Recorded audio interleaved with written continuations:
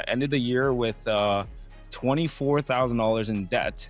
I was doing door knocking every day. I was doing calls every day. I was just trying to see what can stick. And I got my first listing off of a door knock. And oh my God, I was excited, man. That was the best feeling you can imagine. Welcome back to the Full Out Real Estate Agent. Today we're speaking with Babar Mohammed. So he's been in the business for 8 years. He does about 25 transactions a year. 750,000 is his average sale price. He serves Hamilton, Burlington, and Oakville. One of the things that he really focuses on, which we're going to be talking about, are flips. So real estate investing. So there's going to be a lot of value on that side. Plus, Babar focuses on helping immigrants that have been in Canada for 3 to 5 years to be able to get into home ownership. So there's going to be a lot of value and a different, we'll say, perspective and different expertise that will be really valuable because investing in real estate is something that we formed a completely separate company, Faris Capital Partners, where we're buying down in the U.S. with our investors. But Babar is going to be talking about how you can actually make money in Hamilton as well, which our serving market for Ferris team is in Barrie, so they're kind of like sister markets, so to speak. So this is going to be a really interesting conversation, and we're going to be diving in. So Babar, welcome to the show. Thank you for having me, Mark. I really appreciate it, and I'm super excited to talk about what we're going to do a super deep dive into real estate investing, and I'm sure I'll be able to learn a few things and tips and tricks from you. Looking forward to it. So Babar, can you give a little bit of your backstory? So you've been in the business for 8 years. Do you always want to be a real estate agent, or was that something you fell into? Totally did not expect that I would be a realtor. I knew that I was going to be a business owner, which was something that I kind of had in mind back when I was, I think, 16, 17, dabbled into different businesses, actually launched a company for custom suiting for men. And then that didn't work out so well. Then had an opportunity to actually like just absorb some time, take some time to see where I wanted to be, what I wanted to do.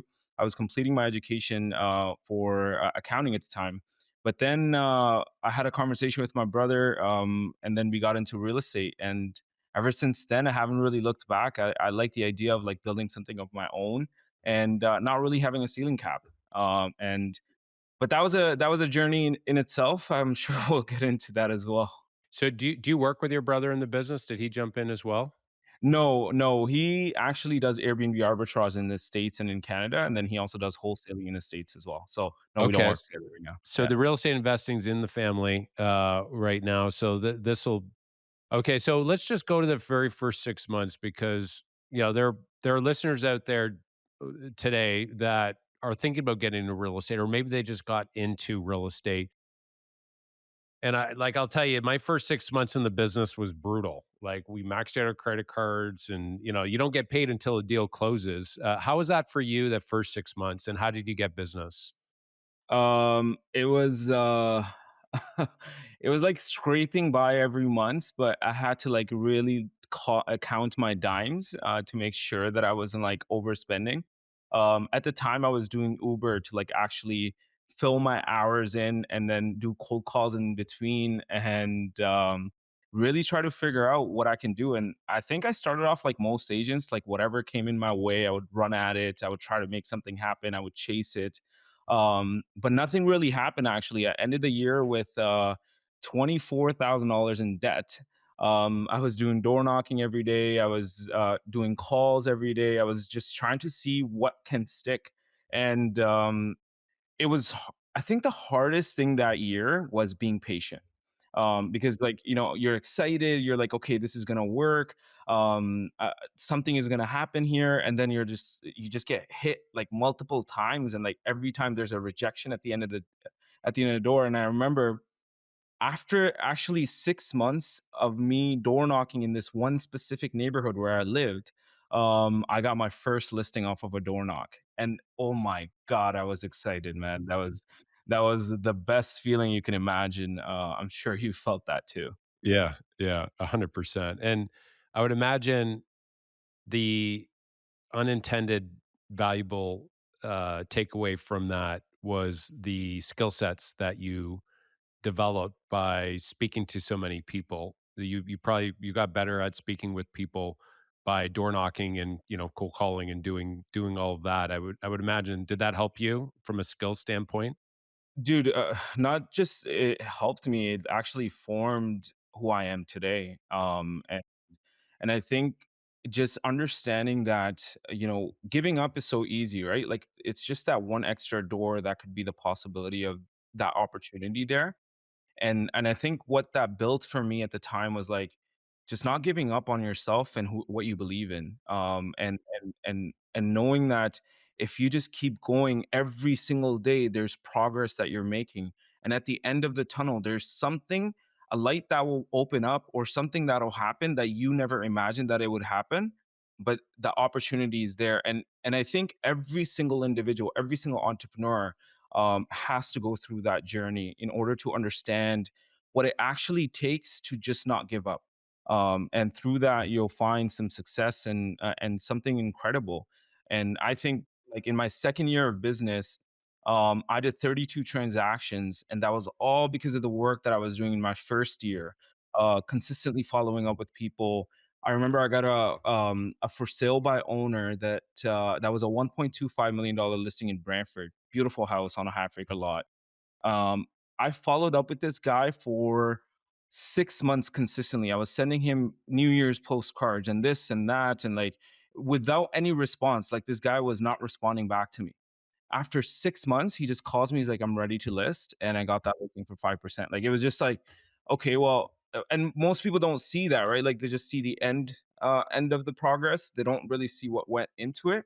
But I think that that speaks to itself, right? Just not giving up and like consistently doing something, an act, to improve yourself every day, really. 100%. You planted a lot of seeds there, and then the harvest came a year later, which is it's really good for the listeners there to understand that a lot of times the seeds that you plant, you don't see it right away. I mean, I'll tell you, Babar, for years after, like a decade after, we still had people calling into the office speaking with some of our other agents said, "Yeah, Mark door knocked on my door like 10 years ago, and I've been watching him. I've been watching him through the years, and we're ready to list our house." I'm like, "Yeah." Yeah, yeah. No, that's Right? incredible. So, Yeah. it could Oh, yeah. be like a year later, but it could be a lot more, and so, you just never know where the seeds land and what they grow into over the years. Yeah, like I can attest to that too. Like I still get calls sometimes, and people are like, "Oh, I watch your stuff." Like I do stuff in the community, and like you meet people, and then people come up to you and they're like, "Oh, dude, I love your story," and I don't even know this guy. Like I never met this guy, and I'm sure like one day something will happen, and the spark will happen, a conversation will happen, and he'll think of me and like, "Hey, I'm ready to do business today." Yeah, that's very cool. So, where was the turning point for you? So, you're 24,000 in debt. And was there an aha moment? Was it just like, you know what, I just kind of a slow gradual, all of a sudden I'm into, success waters? Or was there something that flipped in you were like, okay, I'm gonna start doing something a little bit different? Honestly, like from the start of my career, I realized the value that you need to have good fundamentals, good foundations in your business. You need to build good procedures. You need to build good. I think at the first 6 months, what I took away from that is like, don't chase, plant. Slowly things will come up to you. And what that did for me was, now I'm in a position, and I've been like that, I think. And slowly, I think systems take time, foundations take time to build, especially strong ones. I think what happened for me was that I took one thing in my business and I perfected it. I automated it. I implemented any new strategy that I could build in that, and then that kind of flows itself, and like it's working in the background that you don't have to spend as much time and energy on. And then I added another layer to it. And I think for me, the biggest thing was like just making sure that I can add one layer every year, like one layer to my business every year, add another layer to my business every year, and slowly that trickles in. And now I'm in a position where I can do amazing things like invest in real estate. I can spend a lot of time with my family. I can travel a whole bunch.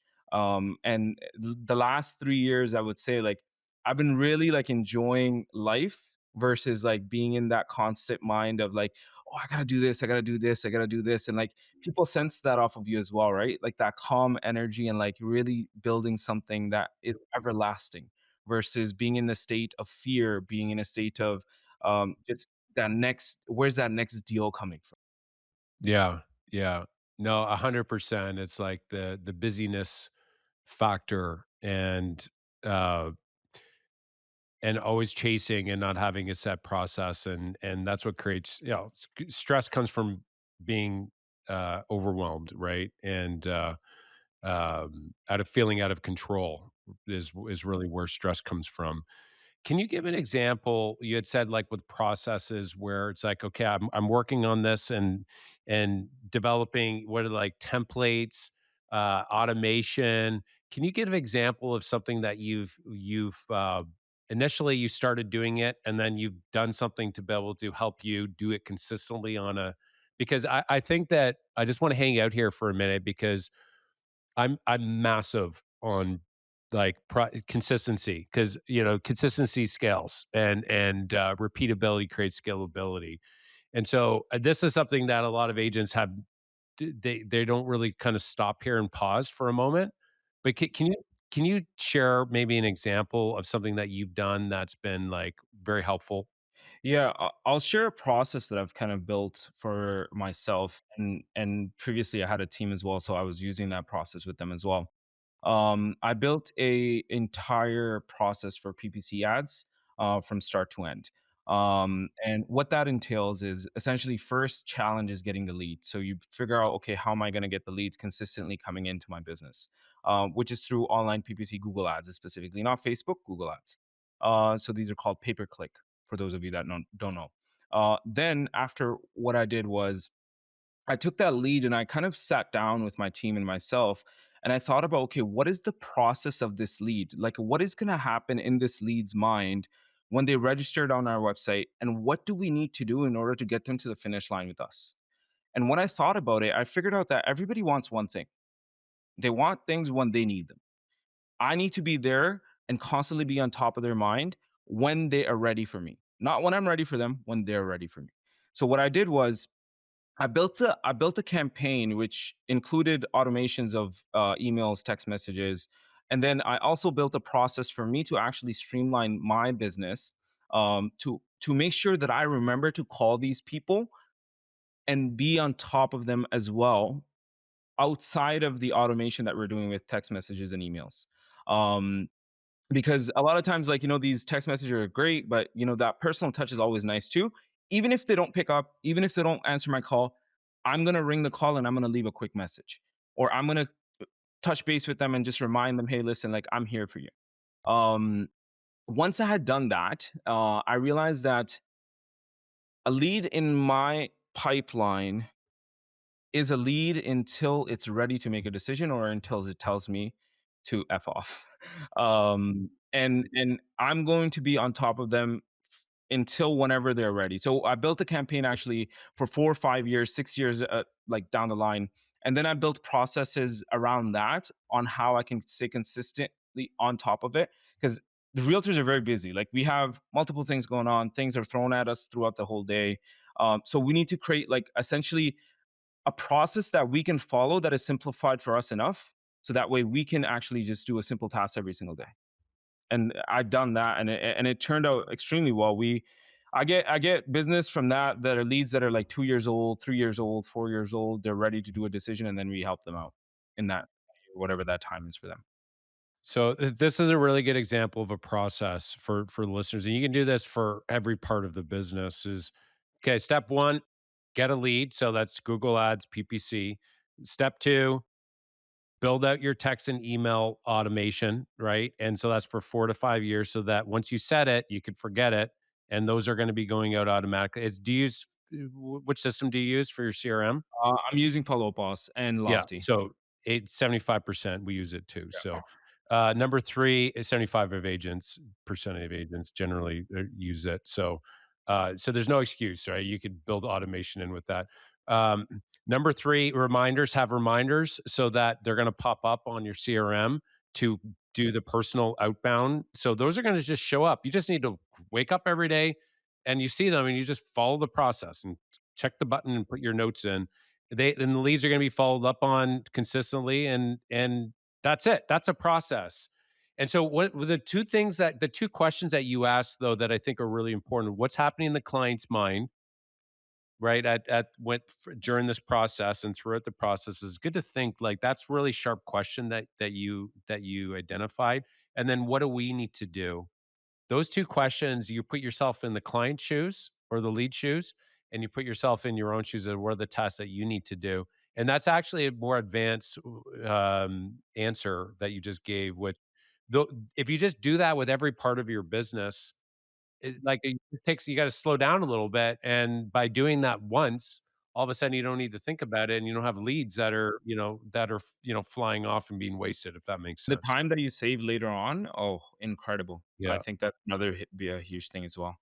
Yeah, exactly, and that's where stress, going back to it, is the feeling of being out of control, right? And so that is, so good, Babar. I didn't even think we were gonna get into that, but that's a gold nugget right there. So let's talk a little bit about immigration here first before we get into real estate investing. So Canada had a huge influx of immigration, around COVID, right? And I know they've been really ratcheting and scaling back, but, 3 to 5 years in, can you talk a little bit about immigration in Canada? What you're seeing on, kind of at a higher level in Canada, and then where do there's obviously you're serving a niche market, for immigrants coming in. So do you have any kind of high level insights about immigration at all for in Canada today? Yeah, just before I get into that, I'll share a bit of a story. I'm an immigrant myself. Came here with my parents, and when they came into this country, they actually needed to buy a business in the first like year in order for them to get their immigration.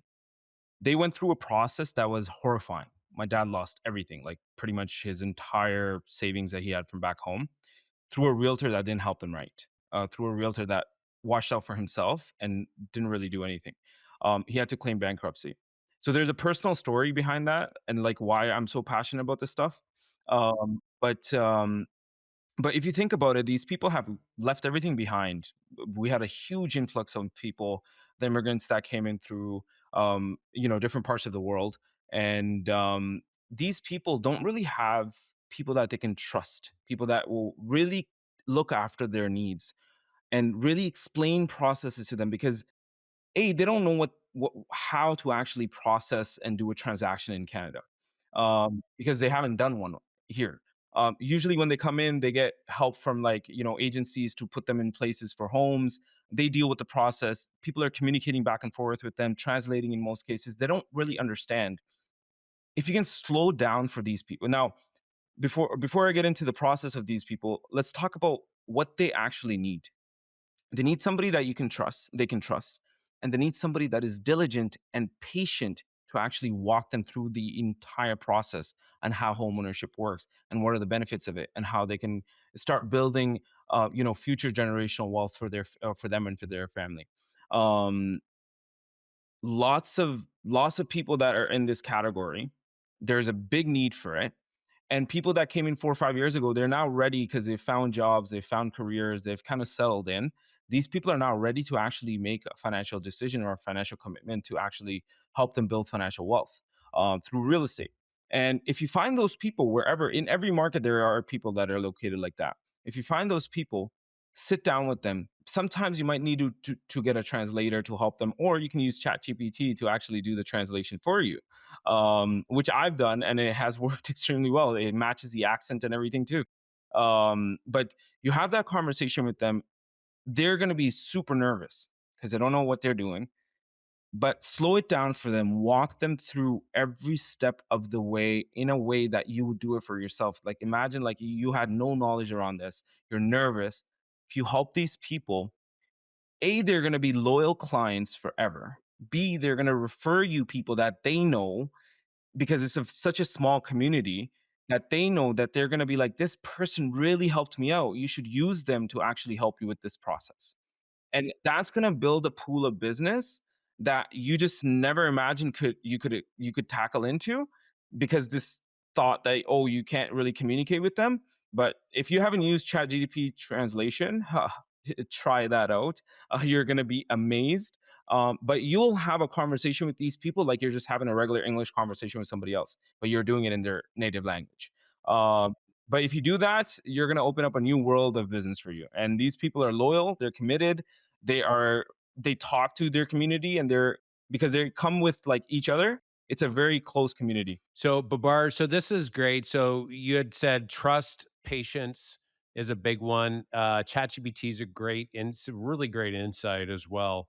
Uh, I think that's even for somebody that speaks a second language, you can kind of have some fun with that ChatGPT and say something, and then, I know Joanna's Polish. She came when she was 6. My mom came from Malta when she was 6 as well, and so, I think next time with ChatGPT, I'm gonna say something and then say, "Convert it to Maltese," and have a little bit of fun with her. But then to be able to explain how it works for immigrants that are coming in, I think that I mean, most of the people in Canada at some point in their family, there were immigrants, right? That so they came from another country and they had to start. And a lot of them had to start with nothing as well. So, like, these are hardworking people, and you had said something really smart as well. Is that if you do a good job for them, they're going to go tell their friends and family that they're really connected with, that this person is somebody that you can trust, which, I would imagine the referral rate, well, in my experience, referral rate's pretty high, with that. For you to be able to, like, do you meet them at open houses, or is there a niche kind of spot that you go and find find this business, or is it just more so through, like, sphere of influence? Yeah, so I'm part of a community in my city. And so my religion is Islam. So I connect with my local mosque, and sometimes through that, there's events happening or different groups or social gatherings happening that are designed to like really help these people, right? So you go into these events, you meet people, you say hello, you see how things are, and then if anybody needs any help or anything like that, you just kind of throw it out there passively, or you just help them, whatever their problem is. Like, if somebody is having an issue with finding a job, sit down with them, have a conversation with them, tell them how you can help them find a job. Like that's what I've done in the past as well. Solve a issue for them, and they're gonna remember you. And when that time comes, they're gonna call you and be like, "Hey, listen, like I'm now looking at this." Um, I think just be a giver in your community in every aspect of your life. And whenever you meet somebody, just help them and figure it out for them. Because when you meet these people initially, they're not going to be ready to do a transaction. Just remember that. Like, so they're not like people that will be like, "Hey, I'm ready to do a transaction today." It's not like a seller that filled out your home evaluation lead, right? These are seeds that you're really cultivating for the next 4 or 5 years. And you're meeting them in their initial stages of life, whatever their problems are. So I have like sometimes people will call me, "Hey, listen, I need help with this, I need help with that." I go help them out free of cost, no problem. I take extra time out of my day to do that, and eventually, like that turns into some sort of transaction. Yeah. Well, you said it so succinctly at the beginning of the call, "Don't chase, plant." And I think that's such a well-positioned statement because it changes your approach from, like, chasing to, "Okay, I'm planting," so you're looking for opportunities.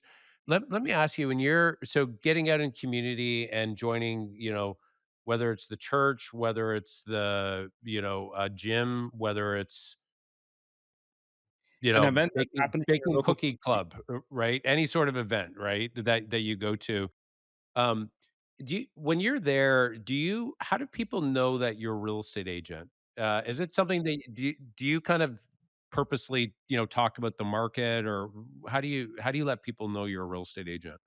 I don't. I don't promote it like I would, in other situations. I actually just go there to just help.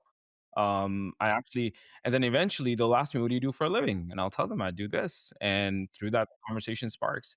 I don't do any advertisement. I don't do any sponsorships. I don't do anything like that. I keep it very casual. I keep it very humbling. And I'm just there to just have a conversation with people. And through that, something will happen. Yeah. Yeah, it's really good. It's interesting that when you're going out and, like, it's like you're looking, people can they can smell that, right? And that's like repulsive. So providing value is a big one. Relatability, that's another big one as well. And there'll be through conversations, there'll be opportunity to talk about the market because always the first question, what do you do? And it's like, how's the market? Well, be ready for a response to talk about the market. And it's not like, well, it's going okay. It's like there's not Yeah, a lot of home selling, right? Like you got to yeah, be ready. It's like, yeah, it's 100%. like not a lot of homes are selling. It's like, ooh, I better not sell my house. I was about to, but it's like I better not. It's like, you're selling in a down market, you're buying in a down market, right? Is this a do you want to move? It's like, okay, let's make this happen, but be ready. And I think that's the whole point. It's like, the three things for me when I'm out, it's like one, I want to be positioned as an authority when the question comes up, right? Be ready for it, that they see you as authority in this space. So you got to be ready to say something that is positions you as the authority. And that could be, statistics, what's happening from a number standpoint in the marketplace compared to last year, average sale price. That can happen. What's happening with interest rates, the new HST rule, it just, credit that just came out. Just be ready for what that is. That's authority, but value is what you've done is like, I'm just going to be there and I'm going to be available to help. And then relatability, you want to be able to connect with people at a heart to heart. That Babar is like me and he's relatable, right? And I think if you do those three things when you're having these conversations, there's a very high likelihood of them referring. So, all right, Babar. So we talked about the immigration side of things and that niche there, which was there's a lot of value in that conversation. Let's talk a little bit about real estate investing. So through the years, COVID, everything was gold. You buy real estate, it was sexy, right? It's like, yeah, I got a new house. I got a new investment property. Is right. Interest rates were low. Everybody's making money, and it was sexy. And then 22 comes by, and 23 comes by, and 24, and then 25, and it's like it's not as sexy anymore. Pricing's coming down. Opportunities start. Interest rates, are higher, and landlord rent control. It's like the it's not as sexy. We'll leave it at that. And it's been very difficult for real estate investors overall. So let's talk a little bit about the opportunity that you're seeing in Hamilton right now is the idea of flipping. So buying properties at good value, and then with clients, and then them putting in renovation. So kind of the fix and flip method is what it is. And then they're actually getting, 80 to $100,000 net profit in some deals here that you're seeing. Can you talk a little bit about that and what you're seeing in the overall investing space? Yeah, no, I honestly, not just in flips, but in my market specifically, I'm seeing great deals coming up for the Burr strategy. I'm seeing great deals coming up for duplex conversions and like good cash flows. I've been an investor for a long time myself. I have this mentality of like just finding the right deal and making sure that the numbers are not accurate. But what we're seeing right now in our market, I would say, first of all, lots more deals compared to like the last few years. There's a lot of estate sales that are happening because the baby boomers are kind of passing away. We're seeing that these people are, not really sure what to do. Like the people are coming in, they're listing the property on the market. The agent, if the agent is not that good, we're able to actually secure a deal for under market value, or some of the wholesale deals that come up. So what we've been able to do over the last year and this year now, we're able to run the numbers very accurately because the market is pretty stable as of right now. But also at the same time, contractors are desperate for work. They're not busy. And we're able to negotiate very good prices for our construction projects. And we're not tied to like one person. So we'll get multiple quotes, and wherever it comes in at a reasonable price, we're able to, save costs there as well. We'll go in and purchase a property for, let's say, $300,000 in Hamilton in a good neighborhood, not in a bad neighborhood, in a good neighborhood that's turning around really quick. And we're able to deliver a project within 2, 3, sometimes 4 months, depending on the project. And it's ready to be sold within 3 months or 4 months. And we're paid out within a month or a month and a half after that. So all in, like from start to end, like we're in the project for maybe 6 months at a maximum. Um, and we're seeing net results of eighty to $90,000, sometimes $120,000 on each flip that we're doing. And partly, I think it's just like knowing the market super well, which I know I've been in this city for such a long time. Like I can tell you from street to street that hey, this is the street that you want to buy in, this is the street that you want to avoid, because that's how quickly Hamilton changes. The other thing that I'm seeing is that um, some properties are selling below market value and some are selling for a just over market value where the flipping business does not make sense, but you can still do a great for example duplex conversion there, and you can have a great cash flow because the neighborhood is actually very good. A great example is like a property yesterday that we were competing on. It had 35 offers in Hamilton in my neighborhood. Great area, looking over the escarpment. This house was a semi, and it was listed for 399. Sorry, 299. Of course, it's not going to sell for 299. We knew that, but it ended. We submitted an offer for just above 400, but it like and that was like basically the peak. Like if we go anything over that, like our profit margins are starting to get really slim. So I told my investors, that's it, this is the maximum that we'll do. But it ended up selling for 440. So I actually reached out to the agents. I'm like, hey, what's your plan here? Because like it doesn't make sense to do a flip here at this price. And he said, yeah, we're gonna do a duplex conversion and we're gonna keep it as a long-term hold. Perfect. And when I did the numbers on that, the guy would be making about $700 to $800 in cash flow per month after everything is said and done. And I'm like, that's amazing. Like, in today's market, you're seeing better cash flow. Rental market is a little bit tricky right now, but you're seeing better cash flow. So if you wanted to do the burst strategy, that's amazing. But on the flip side, um, be very selective. Don't think that you're not going to find a deal. Don't rush to buy a deal. Take your time, place multiple offers, and you'll find the gem. And there are gems in this market. Like we are picking up like 2 3 projects a month right now, just in flips, between all of our investors and ourselves. Got it. Now, when you take on an investor, do you do the performa with them and show them and take them through that, or do they generally have their own performa that they run on their deals? I generally like to have my own performer because I know generally what it costs to get things done. I have a pretty good understanding of like the numbers when it comes to construction, what needs to be done, and what level of work. I try to actually guide them through that process, in terms of like what to do and what not to do, because not everything needs to be done on a flip. And when they usually have their own numbers, then I don't really have a lot of leeway there. So I let them do their own thing. I tell them this is my opinion, but then you make a decision at the end. But if an investor is working with us and they're very close to us and they're committed to us, that's another big thing. Then we really babysit them throughout the whole process, and we really walk them through exactly what to do. Yeah, and I think this is for every agent, I think it's really important and really good to know the real estate investing side. I think it actually makes you a better overall agent, knowing from an investing side, this is, you can look at a property and list it. And I mean, we see it in the commercial side all the time. You got a residential agent that is listing a home as a residential home on a corner lot, but then you get an investor comes along, you're like, "Hey, I can sever this lot and I could put like 2 triplexes on there or 4." I can, and so all of a sudden they change the use, but the listing agent didn't have an understanding of the investing side, which meant that, they undersold the property because they didn't market it to the right buyer, right?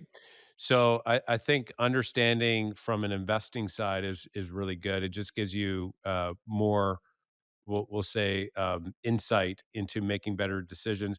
And also, I mean, listen, as an investor, you want to be able to work with an agent that has insight as to, what a good deal is, right? When they bring it to you, and that's where I tell agents like, go buy an extra property, at least own your own house. But if you buy an extra property as an investment property, you'll be able to talk, the same language, with a lot of investors, and it's like that goes to the relatability side. You'll become more of a magnet. You'll do more investing deals as well. Is that has that been your experience? Yeah, and I think just to add to that, like I agree everything that you're saying, and I think just to add to that, like as a consumer, I think they should really vet people like when it comes to investment agents because like there's a big difference. Like I can tell you, like Mark, you and I are having the same language right now, and I can tell by the choices of words that you're using, the dialogue that you're saying. I can tell right away when an agent is not experienced when it comes to investment. Right? Like that is not a person that I want to talk to at all. So if you are somebody that's in the market right now looking to make a decision, ask them a few questions, sit down with them and have an interview with them and tell them to run a performer for you. And you'll know right away between the ones that know what they're doing and what they're not doing. And the type of cost that they're allocating towards the project and things like that.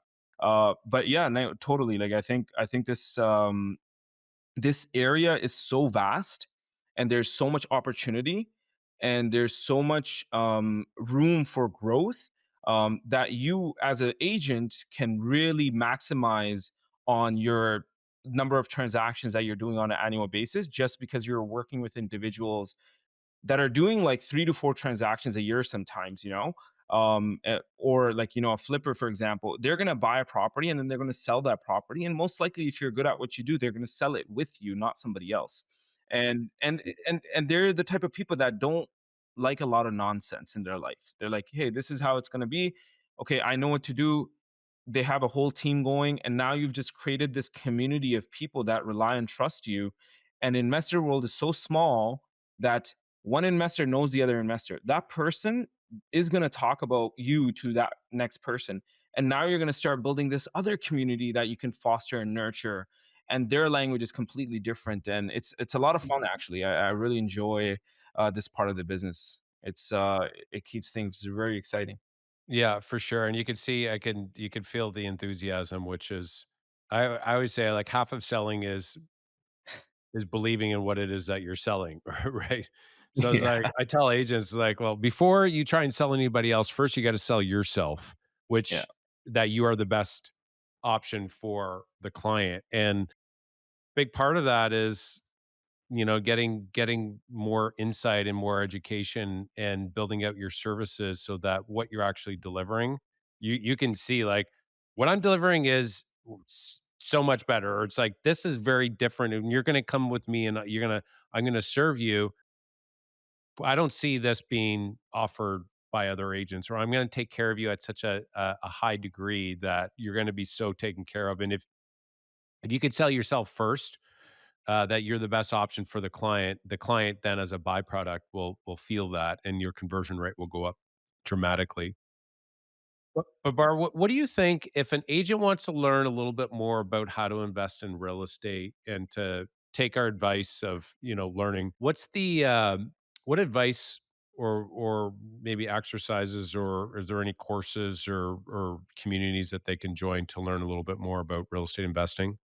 Yeah, I would say like how I got started is like having the interest into actually investing because like you're selling this concept of like building future wealth through real estate.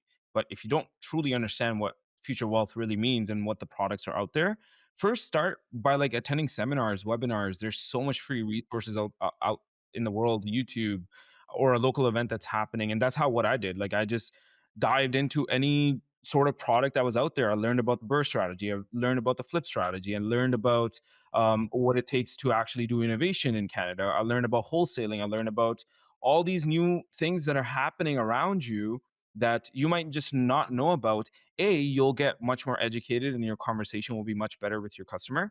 B, you'll also start to actually have an interest to actually buy something for yourself. And that's what I did. I bought my first project myself. I partner with actually one of my buyer clients and I'm like, hey, listen, let's do this together. Let's split the profits 50-50. I still get paid on the commission side and also make an additional $50,000 by the end of the project. Why not? And this is how you can accumulate your wealth over time. Is by diversifying yourself into different things, and you're connected with so many people, and the amount of opportunities that are around us because you serve people, and everybody's such a different walk of life. You can actually sit down and be like, "Hey, listen, I'll work with you on this. You don't have enough money. You have qualifications for a down payment. I have enough money for the capital to put it into the project.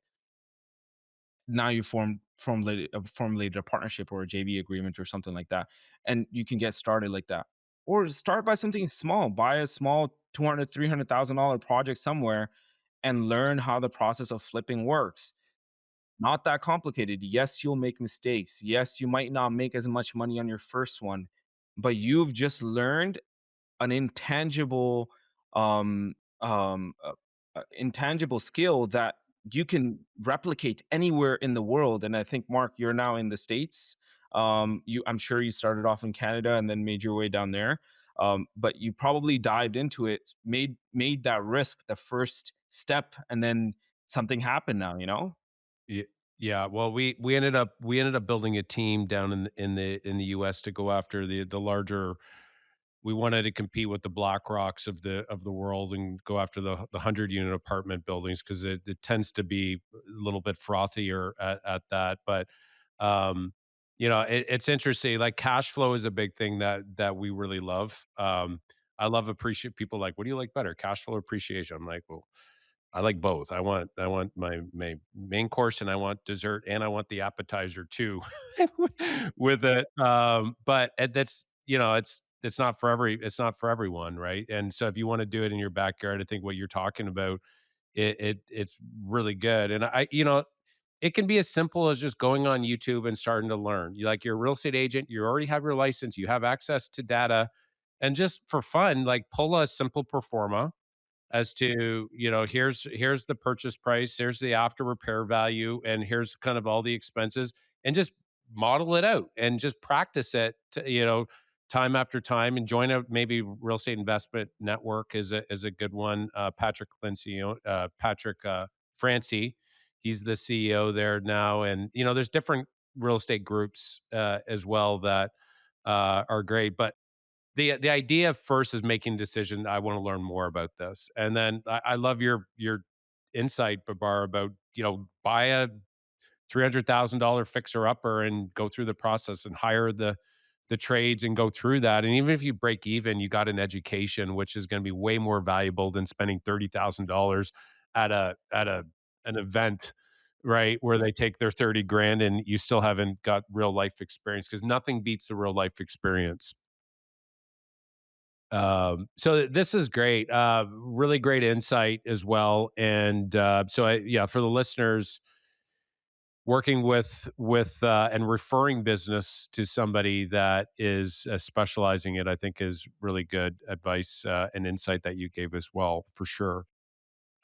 Anything else on the real estate investing side before we move into rapid fire, Babar? Um, Honestly, anything else, I would say, just start somewhere. Whatever it is, take a step. If you're listening and you want to learn and you want to reach out to me, I'm more than happy to walk you through one of the deals that we're going through. Um, just take a step, do something that will help you build a better future, and you will be surprised the doors that open up for you down the line. Yeah, that's really good. It's like, I'm gonna get ready to get ready to get ready. It's like, I'm not quite ready yet. It's like a year goes by, 2 years goes by, and, I think taking that first step is really good insight, and you'll learn as you go, and at the end of the day, you'll never fully get there 100%, but, taking that first step, you're always learning, and I think that curiosity and that ongoing hunger to wanna learn is what makes mastery happen. It's not an overnight thing, right? It happens, and you become competent fairly quick if you're really focused on it. But mastery is something.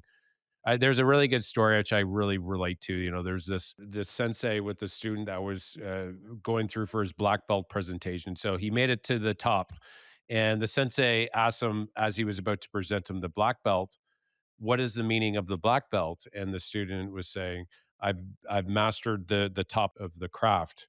And he says, "You're not ready." So he said, "Go back and train for a year, and we'll do this again." So he comes back the second year. He goes, "What's the meaning of the black belt?" And then he gave some other answer of, I've become the best version of myself." And then the third time he comes back, finally in year three, and says, "What's the meaning of the black belt?" And the student says, It's the beginning of my journey. It's the beginning of my training." And I'm like, "Oh, man, that is so good." Mastery is you never truly get there. A black belt, just like you could sell 100 transactions or whatever the number is for you, make $100,000. You could look at that as like, "Oh, I'm good," right? But it's like, "No, no, no, like this, I'm just getting going." And I think that half glass full mindset is what I've seen with top producers is they have this glass half full, and the agents that I've seen climb and and everything they did, they had that curiosity and then they got ego and their cup started getting full. I've seen them decline through the years. So that's actually one of the things that I'm constantly wrestling with and trying to hold myself accountable is like ego is the beginning of the fall, arrogance is the beginning of the fall, and curiosity has to remain consistent because as soon as you think you know it all, it's like the fall happens. So I digress a little there, Babar, but hopefully the listeners gets a little bit of value from that. That was incredible. Like, and I constantly strive for this as well because, like, I'm a young person. I make good money. I'm starting a life, and this and things are like working really well. And like, to be in a constant mind of like just humbling yourself and like lowering your shoulders to like just kind of understand like what's really happening around you and you're not above it all is so valuable. And I think that's true. Like I would attest to this as well. Anybody that I have met that is doing amazing things and you'll learn their life story is like they constantly strive to learn more. They constantly strive to be humble. They constantly strive to have things that improve themselves and not materialistic things that, people kind of chase sometimes. And it's honestly a great reminder.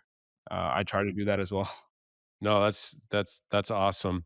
All right, so we have 3 quick questions here on rapid fire. We're gonna wrap up. You ready? Let's go. All right, first question, favorite book that's made the biggest impact in your career? The Go Giver. Amazing book. Should read it. It'll change your life. And this is where I get a lot of my personal life experiences as well from. And it literally talks about how you can become successful in a nutshell. And it is done through giving. It is done through like spending goodness in the world. Even charity, like give away your money. Whenever you don't have money, give away some of it. Help a needy person and watch how your life changes. Yeah, love it. Second question, 3 words that best describe you. Uh, Consistent. Um, wow, this is a hard one. I actually didn't think about this. Um, Consistent. I will never give up, and once I set my mind to something, it'll always be done. It's not words, but at least that works. Yeah, no, that's good. I found for like, when you're when humility is strong, the question's a little bit hard because you gotta brag about yourself a little bit, right? Yeah, But right. Yeah. it's not bragging though, just for we're clear. I'm always the reason that question, just for the listeners too, is that it that I found success is more in the attributes, in the behaviors, and than in the things that you do, the tactical things.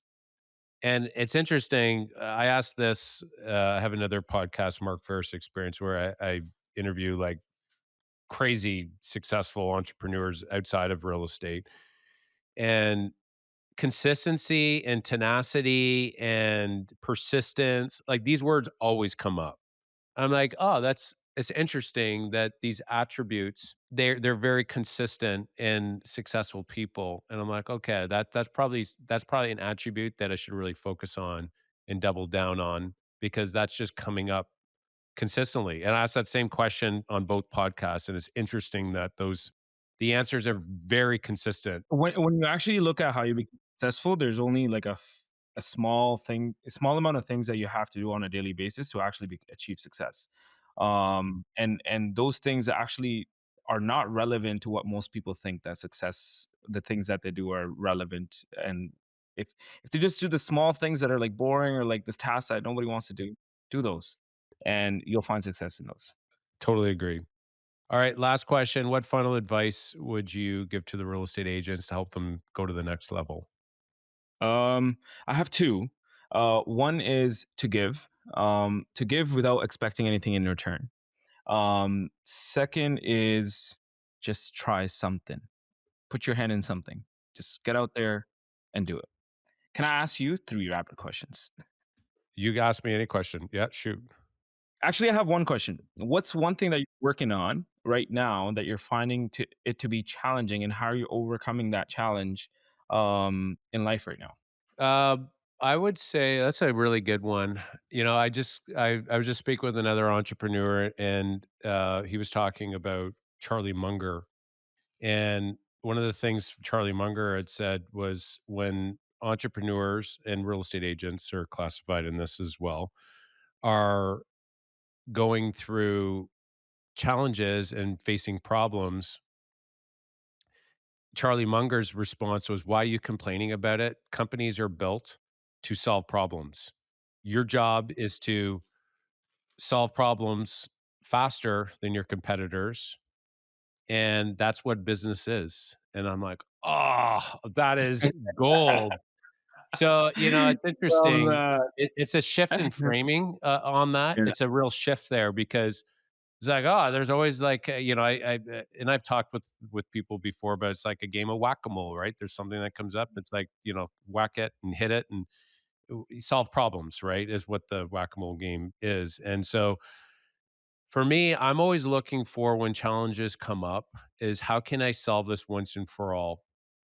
And a lot of times that comes down to people and having the right leaders, I found, and that's been always is making sure that I have the right leaders and that those leaders have the right tools and the right training and the right autonomy to be able to do what they do so well. And so I would say though above that right now is probably the uncertainty in the marketplace with is overall a not even that there's that because that there's always going to be things that come up, but I think it's more about how do you handle the mindset within a company to keep everybody focused and doubling down on the most important things and staying on track and focus so that you can create a little bit of a bubble around them as much as possible is especially in a time of uncertainty so that they can be the best versions of themselves. And that's where that's always um, as a leader, that should be a real focus for leaders overall. That's incredible. And I think one thing that I saw somebody else do, a close friend of mine, whenever things got tough, they huddled. Whenever something uncertainty happened or something that they're trying to solve, they huddled and they talked about what's important for you. They kind of reshifted their mindset to actually focus on themselves and create goals around what they're trying to achieve right now. Obviously, this bad thing is happening, and I think we all know what we're talking about. But this bad thing is happening externally, and the world is in such a chaotic place. And every day you wake up, you're just like, "Holy cow! Like, how do I get to the next phase?" But like remembering that every day or consistently, another friend of mine did like retreats with his whole team. He would just go book out a cottage, everybody comes, and they just do a crazy mastermind session for the next 2 days, and they all just sat down and like just wrote everything that was happening, and then like that just changed the dynamic of the every person that was on the team again. um, but I wrote that one down, finding the right leaders. I think that's huge. And to be a good leader, I think you need to be the humblest. And in order to find the right leader, you need to let go of it. Yeah, And no, that's amazing. That one down. for 100%. So, but thank you for that question. I don't normally get asked that back, so there you go. Uh, final question. What's the best way? So if there's an agent who wants to refer your business, whether it's buyers, sellers, or maybe they want to learn a little bit more about real estate investing, um, you're in the Hamilton, Burlington, Brent, was it Very Brentford? Okay, basically anything on Oakville. the south side of like Mississauga, I look after. But they could reach out to me via Instagram, Babar Lioncrest Real Estate. Babar Lioncrest, that's just one word. Or they can Google Lioncrest Real Estate or Babar Muhammad, just my name. And they can find me on Google as well, and my cell phone number is there. Awesome. Babar, thank you so much for coming on the show here and sharing your wisdom. I really appreciate it. Thank you for having me, Mark. Take care.